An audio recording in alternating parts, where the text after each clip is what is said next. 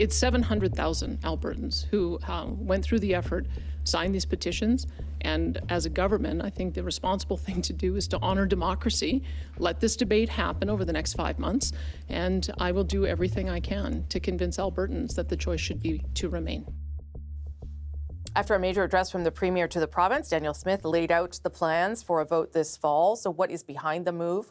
What does it mean for Alberta? Let's bring in our Sunday Scrum. Danielle Thibeault is the Chief of the Parliamentary Bureau for Radio-Canada here in Ottawa. Charelle Evelyn, the Managing Editor of the Hill Times, also in Ottawa. And Rob Breakenridge is the columnist for the Calgary Herald, and he joins us from Calgary. We've got two newbies on this panel, but I know you're not newbies to doing panels and punditry work. But I will start with Rob, because you're in Alberta, so you should get the first word, Rob. We've had a couple days to sort of digest where this is. What did you make of what the Premier put on the table here as options for Albertans? Yeah, I'll admit it was a little surprising when I first heard how she chose to frame this, in that, you know, in a way it almost kind of aggravates both sides. And neither side really seems too happy with what's been announced here. So I think the question moving forward is ultimately going to be which side is able to engage its base around this, which side is more motivated.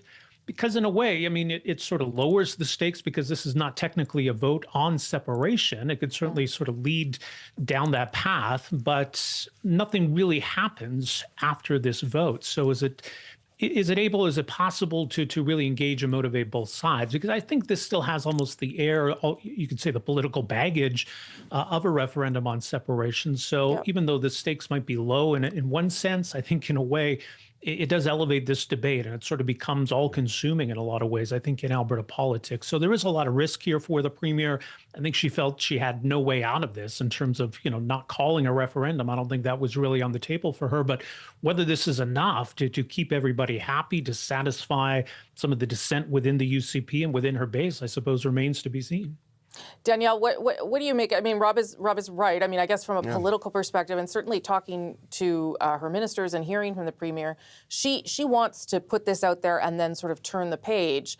She could have also decided not to do anything. There would have been political consequences to that, but she could have made that decision.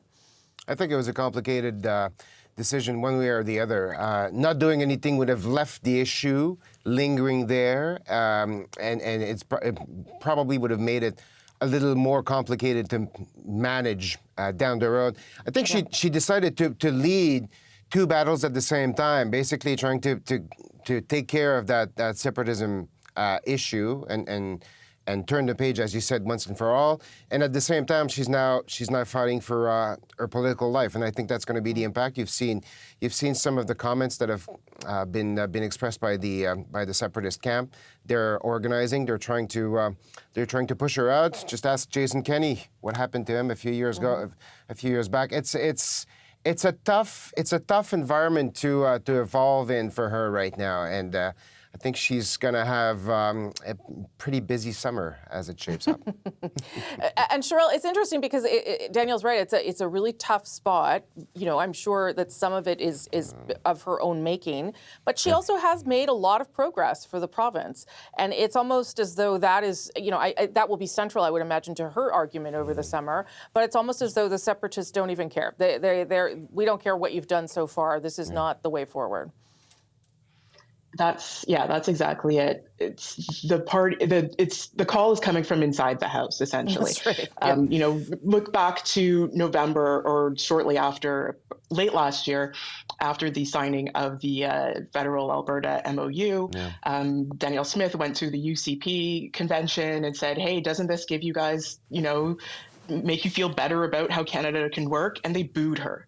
So it's not something that her base and her party is really on side with. There's an Environics poll recently, and they've been tracking doing specific tracking about separatism and this Alberta Western alienation sentiment since 2019.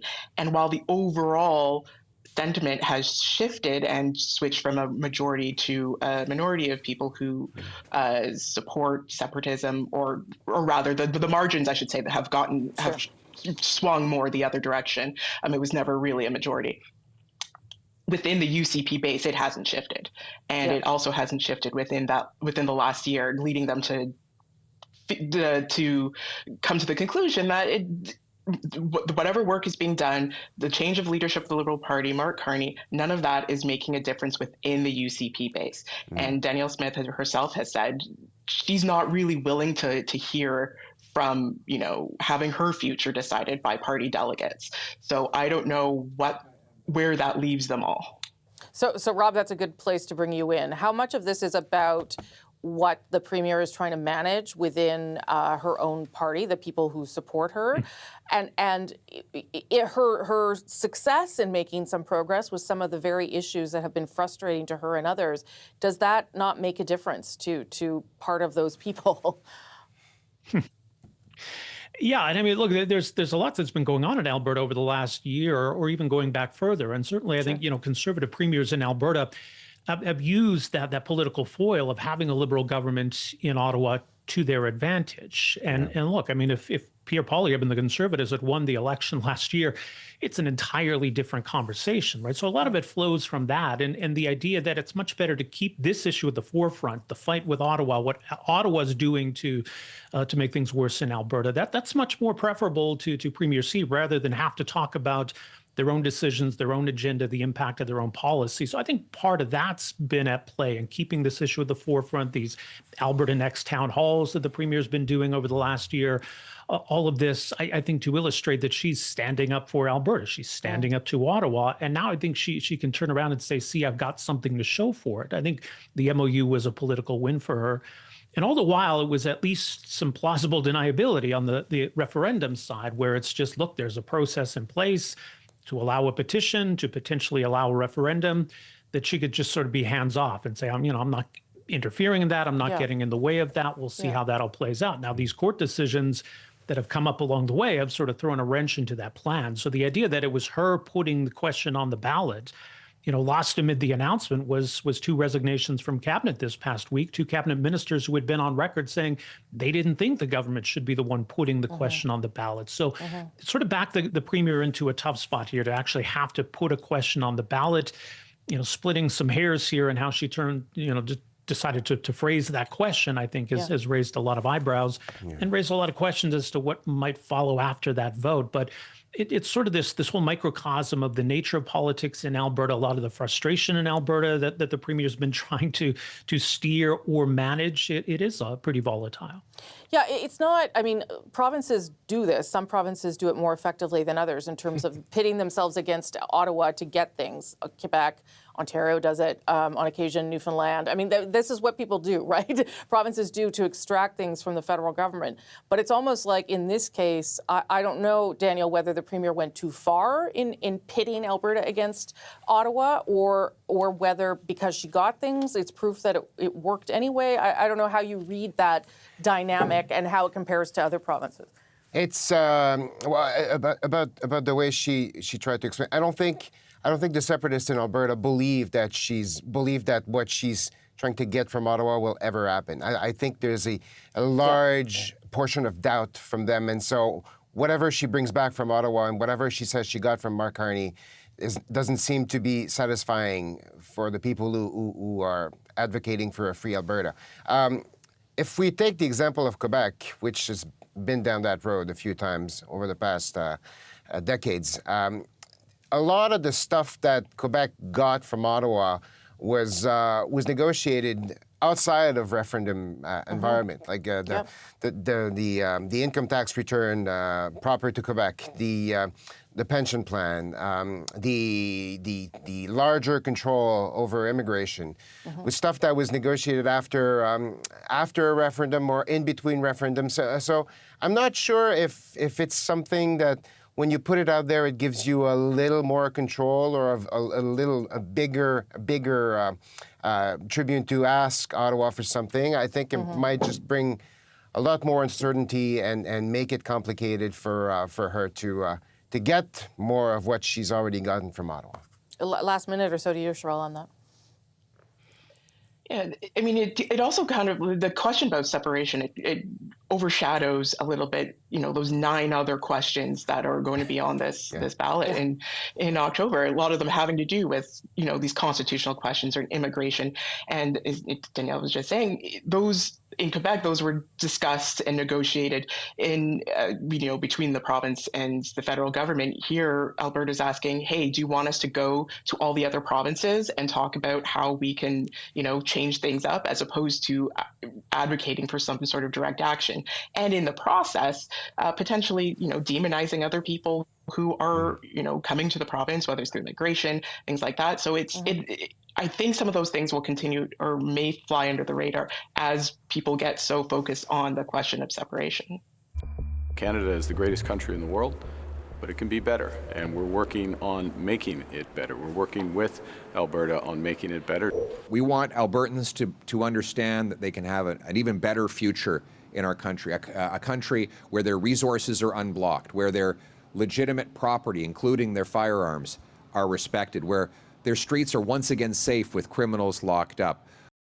The Prime Minister and the opposition leader there speaking on Alberta pushing ahead with this referendum question. What pressure does this put Ottawa under? What to make of the response from some of the other provinces? Let's bring back our Sunday Scrum. Danielle Thibeault is the chief of the Parliamentary Bureau for Radio-Canada here in Ottawa.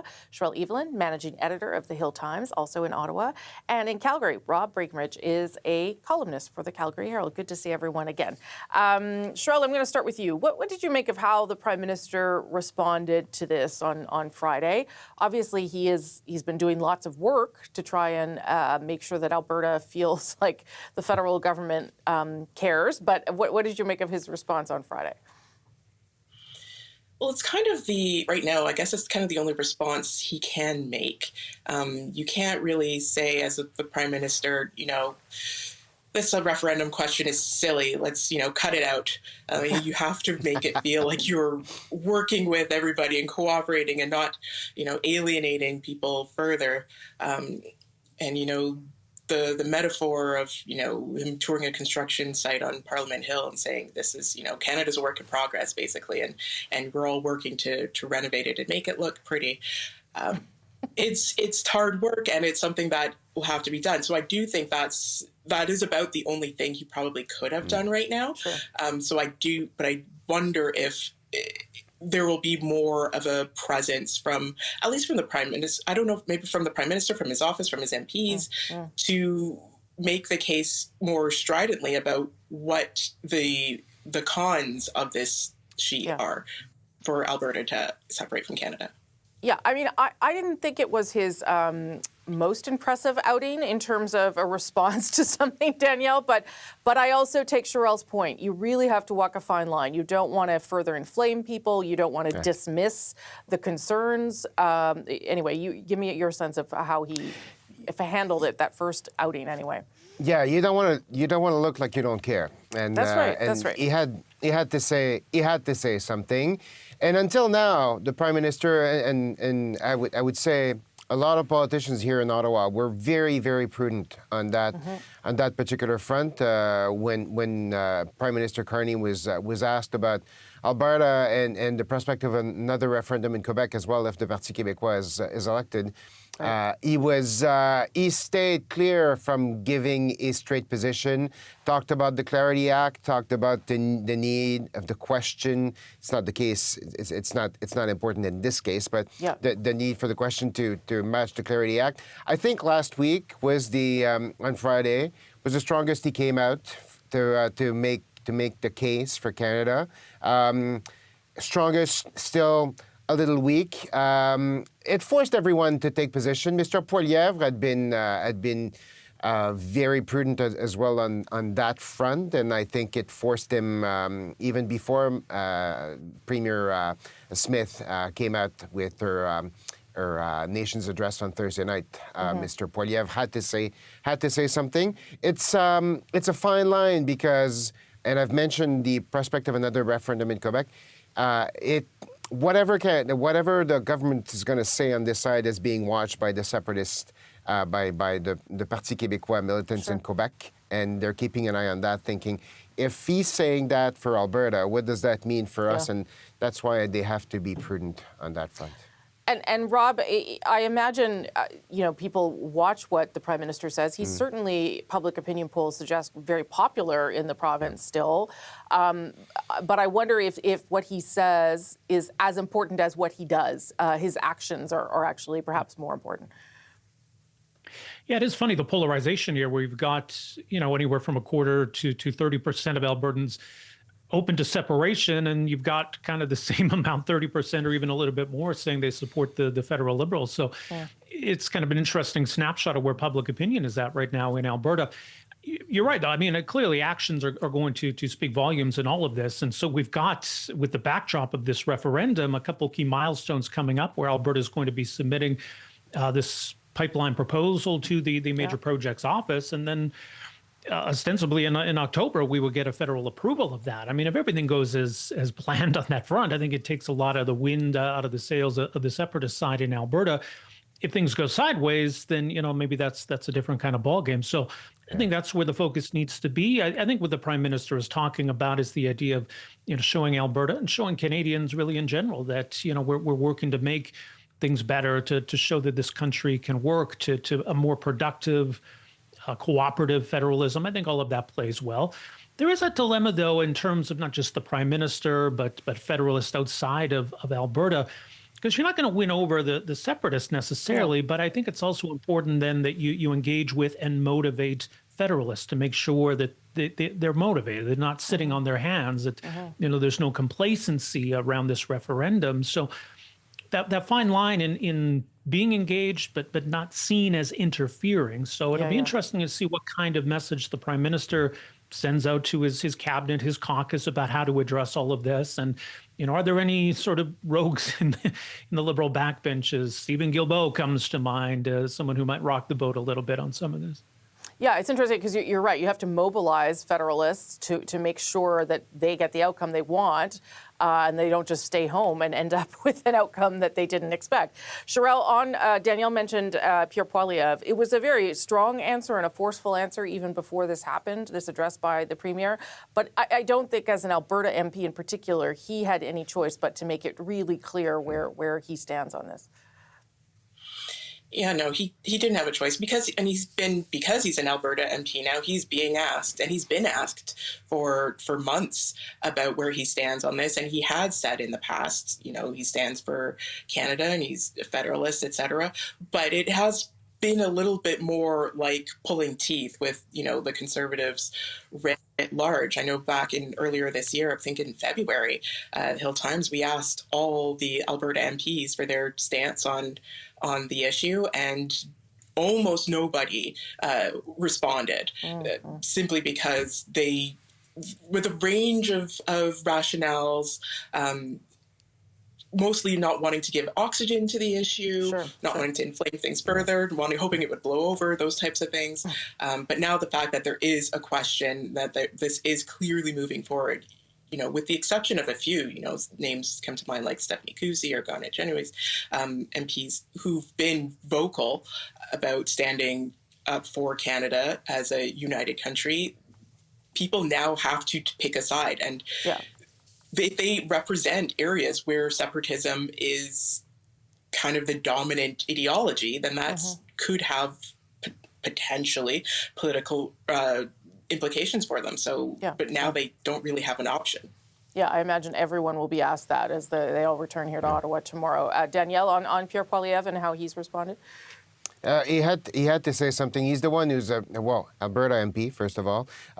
He's also speaking to those Albertans who are looking at separating. That movement is largely part of Pierre Poilievre's movement as well. So he's got some traction possibly there. He can talk to them. He can convince them. He can bring them forward. I'll be interested to see how he was still pretty critical of the Prime Minister's offer to Alberta.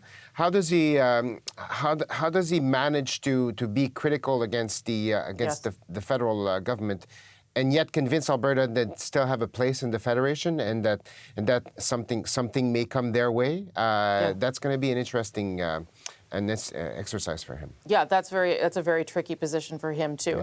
Rob, I'm out of time, but Charelle, Danielle, and Rob, I hope the two gentlemen will come back. Thank you for being here. It was nice to see you. Okay. And Charelle, nice to see you as always. All right. Have a good rest of your Sunday, guys. Appreciate it.